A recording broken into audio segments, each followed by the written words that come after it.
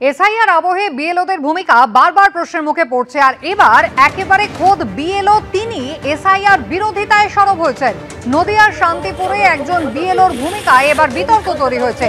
তিনি প্রকাশ্যে এসআইআর এবং এনআরসির বিরোধিতার অভিযোগ উঠেছে এই প্রসেনজিৎ সাহা নামে বিএলওর বিরুদ্ধে। প্রকাশ্যেই তিনি এসআইআর বিরোধী বিক্ষোভে অংশগ্রহণ করেছেন, এমনটা অভিযোগ তার বিরুদ্ধে। আমরা কেন এসআইআর এর বিরোধিতা করছি? আমরা এসআইআর এর বিরোধিতা করছি এই কারণে, এই এসআইআর এর আগে আইআর বলে যেটা ইন্টেনসিভ রিভিউ, যেটা প্রতি বছরই হতো রিভিশন, সেই রিভিশন প্রতি বছরই হতো। তার আগে একটা এস যোগ করে আদতে ঘুরপথে এনআরসি করবার চক্রান্ত চলছে।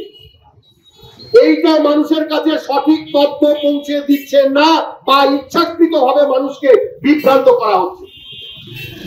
এসআইআর কে এমন তুলসী পাতা, ধোয়া তুলসী পাতা হিসেবে দেখানো হচ্ছে যে এসআইআর এর মাধ্যমে ভোটার লিস্ট শুদ্ধ হবে, তা নয়। এসআইআর এর মাধ্যমে লোককে বাদ দেওয়ার চক্রান্ত চলছে। সুজিত মন্ডল আমাদের প্রতিনিধি রয়েছেন আমাদের সঙ্গে টেলিফোন লাইনে। সুজিত, একেবারে নির্বাচন কমিশনের অধীনে বিএলওরা অত্যন্ত গুরুত্বপূর্ণ ভূমিকা পালন করবেন আগামী 4 তারিখ থেকে।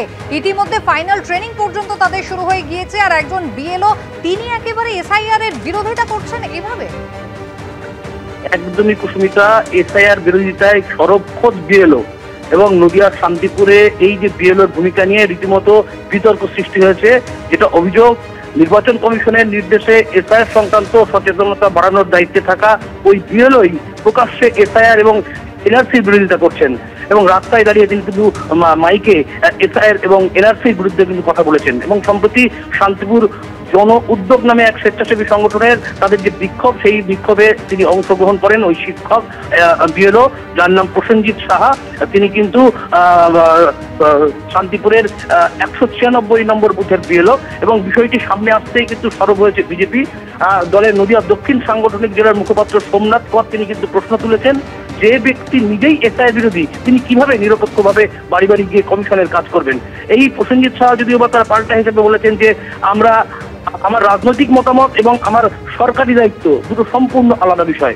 যদিও বা শান্তিপুরের তৃণমূলের বিধায়ক ভোজকিশোর গোস্বামী তিনি যেটা বলেছেন যে একজন সরকারি মানুষের কর্মকাণ্ড দিনের 8 ঘন্টা, বাকি সময়টা তিনি তার নিজের মতো করে ব্যয় করতে পারেন, কিন্তু সেটা যখন প্রকাশ্যে হয়ে যায় তখন বিষয়টি চিন্তার হয়ে দাঁড়ায়। সেক্ষেত্রে নির্বাচন কমিশনের বিরুদ্ধে উনি যে ভূমিকাটা নিয়েছেন সেটা নির্বাচন কমিশনই ঠিক করবেন। উনি বিএলও যদিও বা এই প্রসঙ্গ নিয়ে শান্তিপুরের যিনি বিডিও রয়েছেন সন্দীপ ঘোষ, তিনি বলেছেন বিএলওর কাজ নিয়ে উনি কাজ শুরু করেছিলেন, ওনার বিরুদ্ধে কোনো অভিযোগ পাইনি, আপাতত আমি ওনার বিএলও কাজ নিয়ে সন্তুষ্ট। তবে গোটা বিষয় নিয়ে একটা প্রশ্ন উঠছে, এসআইআর প্রক্রিয়া নিযুক্ত কর্মীরাই যদি এই বিরোধিতা করেন তাহলে আদৌ কতটা স্বচ্ছতায় সম্পন্ন হবে এই কাজ? এই নিয়ে কিন্তু রীতিমতো প্রশ্নচিহ্ন দেখা দিয়েছে। কুসুমিতা। সুজিত, ধন্যবাদ। এসআইআর বিরোধী বিক্ষোভে তিনি সরাসরি অংশগ্রহণ করেছেন, এমনটা অভিযোগ উঠেছে বিএলওর বিরুদ্ধে, কিন্তু তিনি বলছেন তার রাজনৈতিক মতামত এবং তার সরকারের দায়িত্ব দুটো সম্পূর্ণ আলাদা বিষয়। আমি স্কুলে পড়াই, ঠিক আছে, তো সেখানে আমি বাইরের যে কর্মকাণ্ড বা বাইরের আমার যে বিশ্বাস, আমার শিক্ষা সম্পর্কে যে বিশ্বাস বা আমার ইত্যাদি, বা আমার এই আধুনিক এখানে যা হচ্ছে সেইটা তো আমার পড়ানোর মধ্যে রিফ্লেক্ট হয় না। পড়াতে যাই যখন আমি, তখন আমি শিক্ষক হিসেবে পড়াই। বাইরে যখন আমি কথা বলি, আমার রাজনৈতিক মতামত আমি ব্যক্ত করি, সেটা আমার রাজনৈতিক দর্শন, তার সঙ্গে আমার পেশাকে গুলিয়ে ফেললে হবে না। ঠিক এরকম ভাবেই মানে যেটা তো যে আমি কালকে যে কথাটা বলেছি সেটা একজন স্বাধীন ব্যক্তি হিসেবে আমার রাজনৈতিক বোধ থেকে কাজ এবং আমার রাজনৈতিক যে কর্মকাণ্ড সেটা আলাদা, সেটা রাজনৈতিক বিশ্বাস সেটা আলাদা। খোদ বিএলও যদি প্রকাশ্যে এসআইআর এর বিরোধিতায় সরব হন, তাহলে স্বচ্ছভাবে কাজ করবেন কি করে? বিজেপি যখন এই প্রশ্ন তুলে সরব হয়েছে, পাল্টা কি জবাব দিয়েছে তৃণমূল কংগ্রেস? দেখুন পরপর। সরাসরি দ্বিচারিতা। তিনি নিজে একজন বিএলও, নির্বাচন কমিশনের দায়িত্বপ্রাপ্ত অফিসার। তিনি বুথে বুথে গিয়ে মানুষকে এসআইআর সম্পর্কে বোঝাবেন এবং কাগজপত্র দেখে তার ভোটে নাম তুলবেন, এটা তার মূলত কাজ। তার আগে এই একই ব্যক্তি তিনি রাজরাস্তায় দাঁড়িয়ে আমাদের এই যে নির্বাচন কমিশন, তার বিরুদ্ধে বিভিন্ন ধরনের যত কথা বলা যায় সেই সব কথা বলে, বিশেষ করে এনআরসির মতো প্রসঙ্গ তুলে এবং এই কাগজপত্র 11 দফা 12 দফা কাগজপত্র রেডি করে রাখার এই সমস্ত কুযুক্তি দিয়ে সাধারণ মানুষ খেপিয়ে চলেছেন। এবং এই মানুষ খেপানোর কারণে সবথেকে বড় কথা হচ্ছে যে যদি এই এসআইআরে প্রভাব যদি পড়ে তাহলে তার দায় তার উপরেও বর্তায়। তিনি কিভাবে নিরপেক্ষভাবে এই কাজটি করবেন এইটাই হচ্ছে মূল প্রশ্ন এসে দাঁড়িয়ে যায়। একটা মানুষের সরকারি কর্মকাণ্ডটা দিনের 8 ঘন্টা চলে আর বাকি সময়টা সেটা নিজের মতো ব্যয় করতেই পারে, কিন্তু যখন সেটা প্রকাশ্যে হয়ে যায় তখন মানুষের মধ্যে অনেক চিন্তা ভাবনা নতুন করে জন্ম নেয়। সেই জায়গাটায় দাঁড়িয়ে আমার মনে হয় প্রসেনজিৎ খুব বুদ্ধিমান মানুষ, ও নিজের অবস্থানটা আগামী দিনে ওই স্পষ্ট করে বলতে পারবে যে ও কোন দিকে যাবে। আর নির্বাচন কমিশনের বিরুদ্ধে যে ভূমিকা ও নিয়েছে সেটা নির্বাচন কমিশন বুঝবে যে ওকে বিএলও রাখা হবে কি হবে না। জেলা শাসক এ নিয়ে কি বলছেন দেখুন। সরকারি কাজ উনি করেন, একজন সরকারি কর্মচারী এবং একটি প্রাথমিক স্কুলের শিক্ষক। সেই নীতি নির্দেশিকা মেনে তাকে আমরা বিএলওর কাজে নিয়েছিলাম। তিনি বিএলওর কাজের ম্যাপিংয়ের কাজটাও ঠিকঠাক করেছেন। ব্যক্তিগত জীবনে তিনি কি মতাদর্শে বিশ্বাস করেন, কোন বিষয়ে তিনি প্রতিবাদ করবেন, সোশ্যাল মিডিয়াতে কি বেরিয়েছে, এগুলোতে আমি ওয়াকিবহাল নই। তবে বিএলওর কাজ উনি শুরু করেছিলেন, কোনো অভিযোগ পাইনি এখনো অবধি বিএলওর কাজ নিয়ে। আমি আপাতত ওনার বিএলওর কাজ নিয়ে সন্তুষ্ট। এদিকে বিধানসভা নির্বাচনের আগে বঙ্গ বিজেপিতে ফ্লেক্স বিতর্ক। সাফল্যের খতিয়ান তুলে ধরতে লাগানো হয়েছিল ফ্লেক্স, আর তাতেই উল্লেখ নেই দিলীপ ঘোষের সভাপতিত্বে 2019-এর লোকসভা ভোটে বিজেপির রেকর্ড 18টি আসন জয় প্রসঙ্গ বিতর্কের মুখে পরে খুলে ফেলা হলো ফ্লেক্সটি। কয়েক মাস বাদেই রাজ্য বিধানসভা ভোট, তার আগেই নতুন ফ্লেক্সে সাজানো হয়েছে বিধাননগর রাজ্য বিজেপি দপ্তর। জনসংঘের প্রতিষ্ঠা থেকে 2024-এর লোকসভা ভোটে পশ্চিমবঙ্গে বিজেপির 12টি আসন জয়, সবই জায়গা পেয়েছে বঙ্গ বিজেপির ফ্লেক্সে। কিন্তু নতুন এই ফ্লেক্সে ইঙ্গিতপূর্ণভাবে জায়গা পায়নি 2019-এর লোকসভা ভোটের প্রসঙ্গ। 2019-এর লোকসভা ভোটে দিলীপ ঘোষের সভাপতিত্বে রেকর্ড 18টি আসন জিতেছিল বিজেপি, কিন্তু ব্যানারে জায়গা পায়নি এই সাফল্যের খতিয়ান। 2019-কে তো রাখতেই হবে।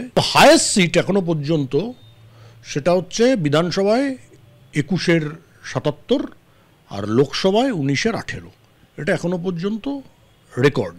19 আর 21-এ 77 বিধায়ক আর 18 জন এমপি কখনোই হয়নি। দেখুন, ইতিহাস তো আপনি পাল্টাতে পারবেন না, রেকর্ডে তো ওটাই লেখা থাকবে। শুধু 2019-এর লোকসভা ভোটে জয়ই নয়, অতীতে জলঙ্গি বিধানসভায় প্রফুল্ল সরকারের জয়, বিষ্ণুকান্ত শাস্ত্রীর জয়ের উল্লেখও নেই বিজেপির ফ্লেক্সে। উল্লেখ নেই 2009-এ দার্জিলিং লোকসভায় বিজেপির জয়ের প্রসঙ্গ। 2016 সাল থেকে 2021 এর মাঝে 2019 কোথায়? বঙ্গে বিজেপির উত্থান কাহিনীতে অবহেলিত 2019।